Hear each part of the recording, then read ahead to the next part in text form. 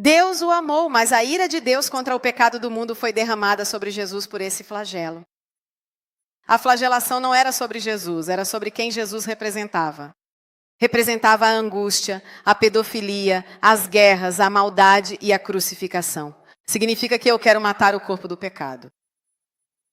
E é aí que está o cristianismo. Tudo o que nós fizemos, tudo o que nós faremos está ali. Colocado sobre ele e ele morre por nós. Não há amor maior do que morrer pelas próprias ovelhas. Das nações por herança. Os confins da terra em plena posse. Empower 2026. Capacitados para agir com autoridade espiritual.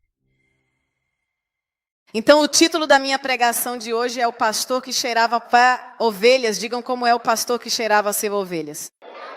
Porque se você é um verdadeiro pastor, sabe que as ovelhas fedem um pouco, sabem, já estiveram perto de ovelhas. Isso. Então, se você realmente é um pastor, deve feder a ovelha, certo? Senão, que pastor você é? Eu falarei do pastor Jesus, o pastor que se envolvia com as ovelhas e que não estava ali para criar coisas, inventar coisas, mas estava envolvido com as pessoas. Amém? Leiamos esta passagem juntos em João, no capítulo 3, versículo 15, onde Jesus diz assim: Eu vos dou um novo mandamento, que vos ameis uns aos outros como eu vos amei. Também vós amai-vos uns aos outros. Nisto digam como é, pois é justamente nisto que todos conhecerão, todos saberão que sois meus discípulos, se tiverdes amor verdadeiro uns pelos outros. A minha pergunta é, como é que Jesus nos amou? Porque aqui ele diz assim, o mandamento é que possais amar como eu vos amei. Então a primeira coisa é, não deve amar as pessoas como você quer amar. Deve amar as pessoas como Jesus nos amou. Quem sabe como Jesus nos amou? O que diz a Bíblia? Diz que ele doou a sua vida por nós. O amor é doar-se. O amor é dar a vida. Jesus disse que não há amor maior do que aquele de dar a vida pelos próprios amigos. Vejam o que diz Filipenses 2, 5, 8. Tende em vós mesmos o mesmo sentimento que houve também em Cristo Jesus, o qual, subsistindo em forma de Deus, não considerou o ser igual a Deus algo a que se apegar zelosamente, mas esvaziou-se a si mesmo, digam como é, esvaziou-se a si mesmo, tomando a forma de servo, tornando-se semelhante aos homens, digam como é, semelhante aos homens, achado na forma de homem, humilhou-se a si mesmo, tornando-se obediente até a morte e morte de cruz. Aqui diz que Jesus, embora sendo Deus, ele se despe, ele tira a roupa, tira a divindade. E a primeira coisa que ele faz é se assemelhar a nós. Decide como se você fosse uma pessoa com muito poder e você desce. Sabe quando se fala com crianças? Que você é um adulto e vai falar com a criança e até muda a voz. É amorzinho, tesouro. Fazemos isso até com os cães, agora que achamos que são crianças, enfim, que são pets, não mais cães. E então, ó cuti-cuti. É a mesma coisa, você se abaixa ao nível daquela pessoa para se comunicar. E a primeira coisa que Jesus faz é deixar quem ele é e se faz homem. Para amar como Jesus, você não deve pensar em quem é, não importa quem você é, não importa de onde vem, importa o que você quer fazer. E diz que não se apegou zelosamente a isso, ele se esvaziou. Para amar, você deve se esvaziar. Digam como é para amar. Tenho que me esvaziar de mim. Quem já foi amado por alguém que era cheio de si? Que em vez de te dar as coisas, sempre queria que era o centro das atenções. Que hoje se usa um nome para isso, narcisismo. Eu te amo porque amo a mim, eu te amo só se você me amar. E então continua e diz assim, tomou a forma de servo, digam como é servo. O modo como Jesus amava era servindo as pessoas, não se servindo das pessoas. Amém. E continua e diz, fazendo-se obediente a Deus até a morte. Um modo maravilhoso de amar, um modo perfeito é obedecer a Deus até a morte. Digam como é? Até a morte. Obedecer não é agradável. Quem já teve que obedecer a algo? Todos nós. Se fosse agradável, se chamaria prazer. Obedecer é quando você faz algo que não quer fazer porque é certo fazer ou por amor a outra pessoa. E Jesus diz que por amor ao Pai ele fazia todas essas coisas. E ele deu a sua vida. Veja aqui nas passagens, rapidamente comigo, onde fala de Jesus dando a sua vida. Mateus 20, 28. Assim como o Filho do Homem não veio para ser servido, mas para servir e para dar a sua vida em resgate por muitos. Gálatas 6:2. Levem os fardos uns dos outros e assim cumprirão a lei de Cristo. Romanos 5:8. Mas Deus demonstra o seu amor por nós, pois enquanto ainda éramos pecadores, Cristo morreu por nós. Outro modo de amar é não amar apenas quem te agrada.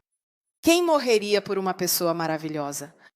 Provavelmente muitos. Não, você diz, aquela pessoa deu a vida, é maravilhosa, precisa de um coração. Todos gostariam, mas quem gostaria de ajudar?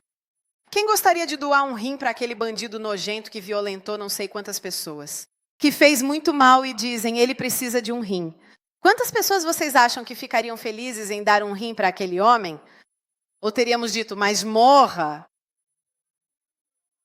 Vejo vocês. E aqui diz que Jesus decidiu dar a sua vida por quem ainda era pecador, não por alguém que diz que se converteu, era um bandido, mas agora é santo, tá bom, então eu dou. Não, ele disse, eu dou a minha vida enquanto você ainda é um lixo, esse é o evangelho, é dar a vida pelos outros enquanto eles são um lixo. Não fazer o bem porque são bons, fazer o bem porque é certo fazer o bem, mesmo que aquela pessoa fosse um lixo. Porque sabem o que muda a vida das pessoas? Não é dizer, você errou, está errado, está errado, está errado, está errado. Quem gosta de estar com alguém que te diz que você erra de manhã até a noite? Digam-me. Ninguém. E então como é que nós mudamos? Nós mudamos porque às vezes somos um lixo. Quem sabe que às vezes somos um lixo? Todos os humanos dizem amém. Às vezes você é um lixo e imagina, especialmente quando tem uma relação estranha com Deus. Agora vai me cair algo em cima, eu sinto. E quando nos sentimos um lixo, não precisamos de outro que venha e diga, você é um lixo, porque nós já sabemos. Você não precisa de... Mas Jesus nos ama. Quando você pensa que é um lixo, ele te diz, mas eu te amo do mesmo jeito. E você diz, não, mas eu não mereço. Não importa. Eu não te amo porque você merece. Eu te amo porque você é meu filho. Amém. E quem tem filho sabe o que isso significa. Quem tem filho sabe que mesmo que seu filho fizesse a coisa mais nojenta do mundo, não é que você diz, agora vou ao vizinho pedir o filho dele que é melhor porque você é um lixo. Vou te deixar, não? Você ainda está lá e diz, mas ele está mal, está roubando, está se drogando. A sua atenção se volta ainda mais para ele. Sabe por quê? Porque você o ama. Amém. E na Bíblia diz, se vocês que são maus são capazes de dar coisas boas aos seus filhos, quanto mais o Senhor. Então Deus não faz esse joguinho de quem é bom está bem, quem é mal, porque a misericórdia de Deus e o amor de Deus vão além do que você faz. Deus não te ama porque você é bom, Deus te ama porque você é dele. E essa é uma grande diferença. Amém. Amém. Aqui está a maravilha do Evangelho, essa parte fantástica do Evangelho. E ele diz, então como é que ele nos amou? Deu a vida, morreu por nós na cruz. Vocês sabem que a Bíblia conta que ele se reveste dos nossos pecados. E vocês já pensaram, quem já pensou assistindo a algum filme assim? Páscoa, Natal, quanto sangue. Quem já pensou nisso? Que coisa estranha já pensaram? Sangue e flagelo e crucificação. Já pensaram por que tudo isso? Mas não era o Filho de Deus? Porque a Bíblia diz que Jesus era como um recipiente. Se você pudesse colocar dentro de uma caixa, tipo dentro de um recipiente, todo o horror do mundo, pedofilia, guerra, traições. Imagine o lixo do lixo dentro de uma caixa. O que você faria com aquela caixa? Diga-me. Você a destruiria com o quê? Com raiva ou com alegria? Com raiva. A Bíblia diz que Jesus carregava o peso do pecado. Por isso diz, Deus o amou, mas a ira de Deus contra o pecado do mundo foi derramada sobre Jesus. Por esse flagelo. A flagelação não era sobre Jesus. Era sobre quem Jesus representava. Representava a angústia, a pedofilia, as guerras, a maldade. E a crucificação quer dizer, eu quero matar o corpo do pecado. E é aí que está o cristianismo. Tudo o que nós fizemos, tudo o que nós faremos está ali colocado sobre ele. E ele morre por nós. Não há amor maior do que morrer pelas próprias ovelhas. Amém? E depois diz assim, como o Pai conhece, João 10,15, como o Pai me conhece. Eu conheço o Pai e dou a minha vida pelas minhas ovelhas. Mateus 20, 28. Assim como o Filho do Homem não veio para ser servido, mas para servir e dar a sua vida. Marcos 14, 24. Este é o sangue da minha aliança que eu derramei por todos. Dito isso, agora é o meu momento. Confissão, vocês estão prontos? Porque eu creio que há momentos na vida em que devemos nos confessar, então eu me confesso. Sabem que estive nos Estados Unidos, acabei de voltar, estava no Texas, em teoria estive em Portugal para uma conferência, depois estive na Inglaterra para a nossa nova igreja. Linda, e de lá voei diretamente para o Texas. E eu estava lá em uma reunião muito boa, chama-se GKPN, onde represento a Itália, estão as maiores e mais influentes igrejas do mundo, e nós, por graça, estamos lá, porque somos minúsculos, ou seja, ótimo. 85 mil membros, 200 mil comunidades, e nós, europeus, nos sentimos às vezes deprimidos. Às vezes nos olhamos e dizemos, mas aqueles estão na Índia, 200 mil? E quando você diz 2 mil? Enfim, achávamos que estávamos indo bem, aí vamos para lá e mudamos um pouco de ideia, não é? Porque pensamos na Europa, que parece não querer saber de Deus, mas Cristo em nós é a esperança da glória também na Europa. E nada, é uma reunião muito interessante, tem uma parte dos CEOs de vários cristãos, de empresas enormes, né? Gente que faz coisas enormes, gente que você olha o currículo e diz, existem monstros, pequenos monstros. E lá também estão os pastores dessas igrejas enormes, alguns vocês conhecem, a maior igreja do Egito, das Filipinas, e enfim, eu tenho a honra, e sou a única mulher em um conselho de 32 homens que estão lá. Nem eu sei como fui parar lá, mas fui parar lá, graças a Deus. E eu vivo esse momento, tipo, vou lá para aprender, na verdade eu sirvo de motorista a 85 mil milhas, como é que você faz as coisas? E estão lá, são até maiores do que eu e tal.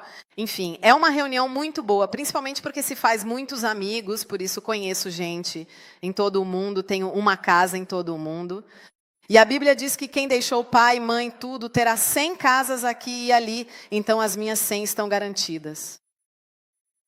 Então nada, estou lá tranquila.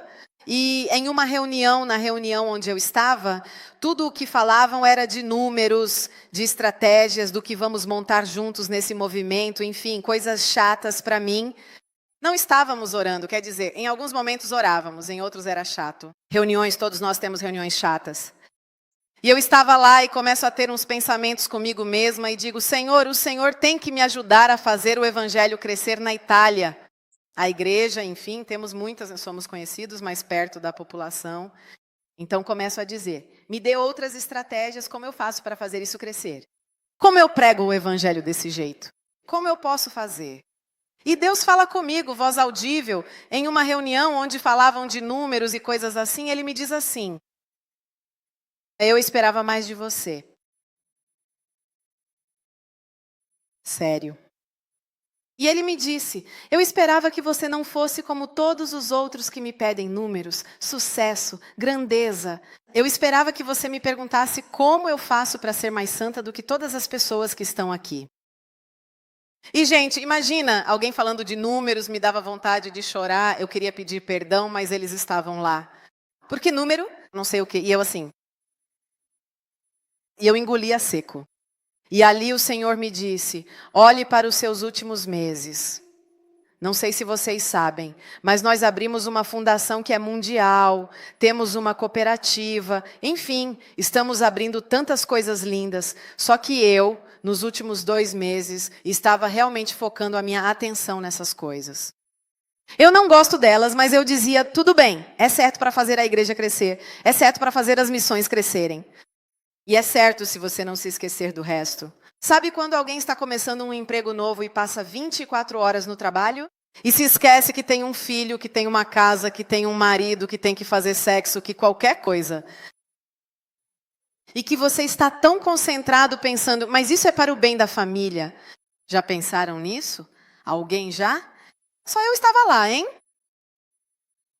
E quando Deus me diz isso, Ele me diz, você na sua vida não adotou tantas pessoas, você fez o bem. Eu tenho uma lista de pessoas que eram filhos. Tem muita gente que está aqui, quem dormiu drogado na minha casa, quem vinha bater a porta de noite, quem dormia 6 meses, quem uma semana, quem eu acompanhava pelo telefone, por quem eu orava de manhã, crises de pânico às 6, vamos sair de casa, vamos sair juntos de casa. E Deus me mostrava e me dizia, e me deu esta palavra que estou pregando e me disse: um pastor, Roselém, deve cheirar a ovelhas. As pessoas são mais importantes do que as estruturas. Sempre. E eu queria chorar ainda mais, porque há momentos em que Deus toca o seu coração e você sente vontade de pedir perdão, né? Perdoa-me, Deus. E ele me disse: é assim que você deve ser conhecida. E me disse: pense em uma árvore. Ele disse: quando você vê uma árvore, você vai até ela e começa a dizer: saiam maçãs, maçãs. Como se faz? Não. Se uma árvore é uma macieira, nós comeremos maçãs. E ele me dizia: o avivamento nesta nação virá naturalmente quando vocês forem santos, quando vocês fizerem uma escolha séria pelo evangelho, como os primeiros mártires que viveram nesta nação. Não um evangelhozinho de domingo, vou à igreja, porque isso não muda a história de ninguém. A igreja não muda a história de ninguém, nem esta, nem outra.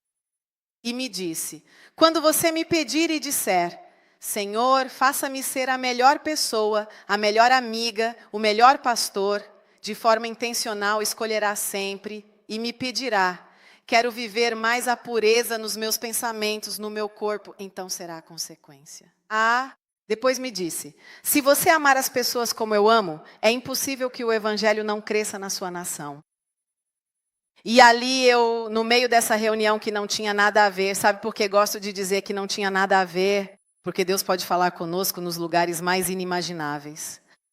Ou seja, não é que eu estivesse aqui, entende? Dizendo aleluia, e tivesse tido uma visão fulminante. Não, eu estava lá em uma reunião técnica, onde ele falava comigo e eu: sim, Jesus, por favor, me ajude. E então eu estava lá e desço, e Deus me mostra uma pessoa, havia muitas pessoas, e me diz: aquela mulher precisa de você. E então eu me aproximo, uma pessoa que eu conhecia, mas não tinha intimidade. E Deus me dá uma palavra profética para aquela pessoa sobre algo que aconteceria na vida dela. E eu escrevo para ela timidamente, dizendo: é uma figura. Descobri outro dia que é uma grande figura.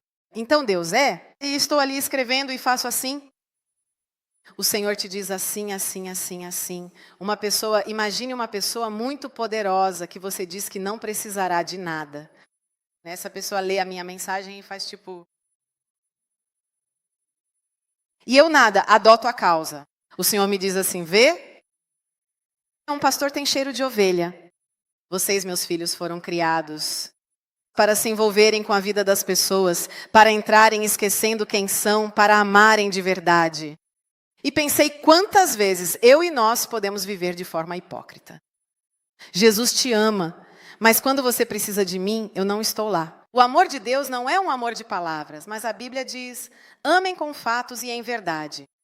Deus te ama tanto que eu estou aqui. E às vezes você ora e diz: ó, Senhor, me ajuda, e Ele te envia uma pessoa. Porque muitas vezes a resposta de Deus são as pessoas. E eu quero ser a resposta de Deus. Amém? E então comecei a ajudar essa pessoa. No dia seguinte, estou lá no hotel e Deus me diz assim: pegue a lista das pessoas que você disse que visitaria, faria, viria e que não fez nos últimos 2 anos. Eu fiquei 4h30 ao telefone.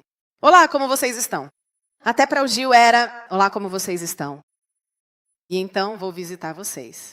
Estou indo, cancelei alguns compromissos. E, gente, me veio uma alegria. No começo, apenas obedeci a Deus acompanhando essa senhora. Aqui, enfim, estando perto, chorando com ela. Sendo tipo uma babá mesmo, sabe? Me mandando 1000 mensagens, ouvindo. Peguei uma senhora fofa que me manda florzinhas que eu achava um pouco antipática, porque eu não sou muito de florzinhas. Mas eu pego e respondo: querida, blá, blá, blá, blá. E todas as mensagens que mandei, a maioria era Deus, eu estava orando, vamos lá. E aconteceu algo dentro de mim quando eu obedeci a Deus. Que eu recebi um amor que veio do céu sobre mim. que eu caminhava por este lugar, ou qualquer lugar que fosse, e começava a olhar as pessoas e queria abraçá-las. Parecia louca, eu vou amar vocês tanto.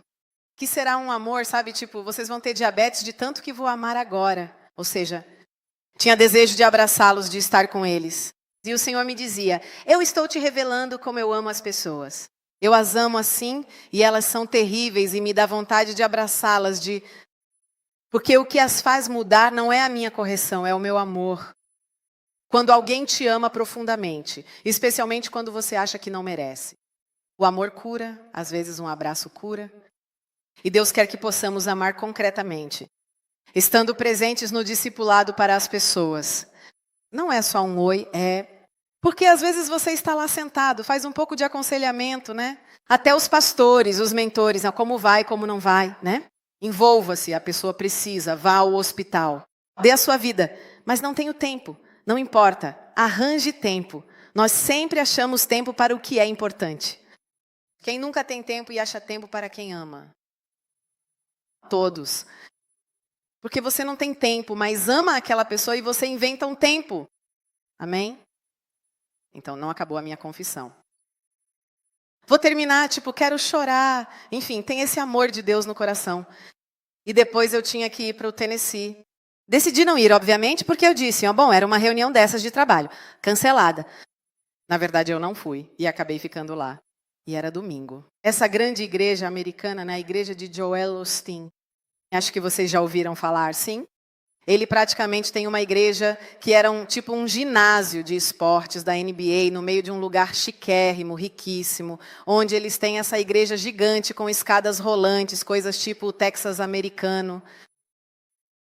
E eu digo, tudo bem, tínhamos uns amigos que queriam conhecer o Joel Osteen. Joel Osteen é uma figura, então eu estava indo tirar a foto também com o Joel Osteen, e Deus fala comigo de novo. E me diz, você quer ir a uma igreja para tirar foto com uma pessoa? Ou seja, você quer tirar a foto com uma pessoa? Quer dizer, você vai domingo à igreja porque quer tirar a foto com uma pessoa? Eu esperava mais de você. Eu disse, tá bom, não vou mais para os Estados Unidos. E então todos esses meus amigos vão lá. Estavam todos na frente, o Joel Osteen tirando fotos com todo mundo. E eu no fim, sabe os estádios da NBA, lá no alto, eu lá no alto, sozinha, dizendo assim, está bom aqui? E decidi que ia lá apenas para adorar a Deus. E o Joel Osteen começa a falar e começa a dizer, quero contar para vocês o que a Bíblia diz, que a bênção corre atrás de você. Não é você que tem que correr atrás da bênção. Porque está escrito assim na Bíblia, que se você não se desviar nem para a direita, nem para a esquerda, a bênção te persegue, se você estiver em Deus. E eu disse, tá bom, já ouvi isso, né? Eu me sento, ele falou 20 minutos, eu só disse assim. Estão vendo? Eu sou o pastor desta igreja, sou famosíssimo no mundo todo, ele é realmente super conhecido. E também onde atiraram ultimamente dentro da igreja, talvez vocês tenham visto no telejornal. E ele diz, eu era um rapaz na igreja do meu pai, porque o pai dele era pastor. Tinha gente muito melhor do que eu para ser o pastor. Mas eu todas as noites, meu pai tinha 70 anos, eu ia no quarto dele e preparava a roupa que ele usaria no domingo com a sua gravatinha. Mesmo que na época eu não gostasse de gravatas, ele dizia. E minha mãe dizia, bem, ele não morreu, tem 70 anos, ele pode colocar a própria gravata. E ele disse, não mãe, a Bíblia diz para honrar os próprios pais. Eu quero honrar meu pai, vou preparar as roupas dele até que ele morra. E ele diz, o Senhor me disse, você se tornou pastor no lugar do seu pai pela atitude do seu coração. Você não queria a fama, você queria honrar a Deus. E ali eu disse, pronto, fala eterno.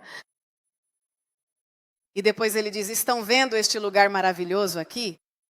Estavam vendendo, tinha esse time famoso que não o queria mais. E ele disse, eu nunca pensei em ter um lugar tão grande. Nunca, eu só queria ser fiel a Deus. E um dia chega esse senhor, eram todos ricos lá, e assinaram, pegaram a igreja. E diz, hoje tenho também o maior canal de televisão dos Estados Unidos. Mas eu estava na equipe de mídia. E a única coisa que eu queria, quando tirava as fotos no domingo, era honrar a Deus. Queria que minhas fotos fossem como um serviço ao Senhor. E ele dizia, veja, no fundo ninguém deve pedir a grandeza. Se você tem a grandeza dentro, a de fora te alcança. Ou seja, Deus continuava falando comigo e eu, óbvio, sim, escuto. Por que estou dizendo isso? Estou fazendo essa confissão. Primeiro porque quero pedir perdão pelos últimos tempos em que não tive tempo para quase nada. Ninguém. Porque não é justo. Se eu quero ter cheiro de pastor. E sinto muito, imensamente. Porque acredito que dar a vida pelas pessoas é a coisa mais linda, o presente mais lindo que Jesus nos deu.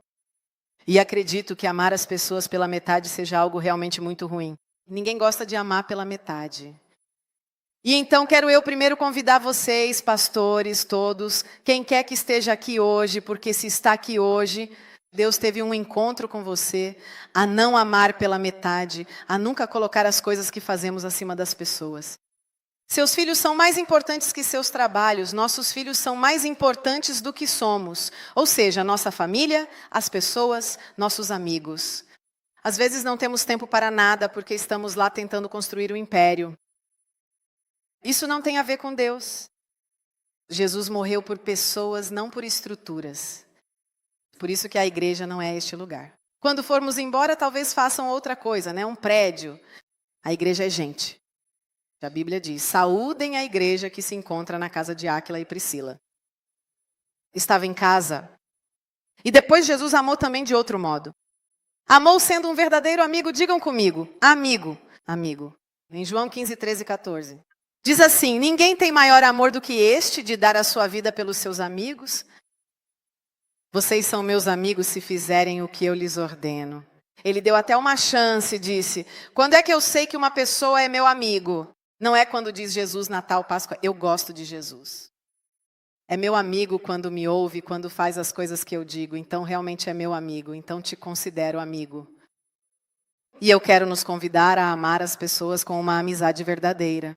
Na Bíblia tem a história de dois amigos muito legais, que é 1 Samuel 18, 1, 4, que é a amizade entre Jonatas e Davi. Quem já leu essa passagem? Olha que lindo, diz assim. Assim que Davi terminou de falar com Saul, Jonatas sentiu-se na alma ligado a Davi. Digam comigo, ligado a Davi? Ligado a Davi. E Jonatas o amou como a sua própria alma. Daquele dia em diante, Saul o manteve consigo e não permitiu que ele voltasse para a casa de seu pai. Jonatas fez uma aliança com Davi, porque o amava como a sua própria alma. Por isso, Jonatas tirou o seu manto e o deu a Davi. E assim fez com as suas vestes até a sua espada, o seu arco e o seu cinto. Então, o movimento gay dirá que eles eram gays, porque usam essa passagem, a única que tem na Bíblia, para dizer, veja, eu o amei com a alma. Porque hoje no mundo você não pode amar alguém. Porque mesmo que você seja um homem e ame outro homem, um amor de amigo, certo? Você é gay. Se você é uma amiga de verdade, que está lá, que está sempre presente, que está sempre... O amor existe. Existe o amor entre o homem e a mulher. Mas também existe o amor entre amigos e ele é puro. E nós devemos amar como Jesus nos amou, com um amor puro. Amém. E vejam algumas coisas interessantes, porque primeiro Jonatas era um príncipe e Davi era um pastor. Jonatas era bilionário e Davi tinha 4 ovelhas. Mas ele amou aquele rapaz. E a Bíblia conta que Jonatas teve a sua família, Davi teve o seu 1 bilhão de esposas, porque ele teve umas 16 por aí, então não me parecia muito gay. 16 mulheres.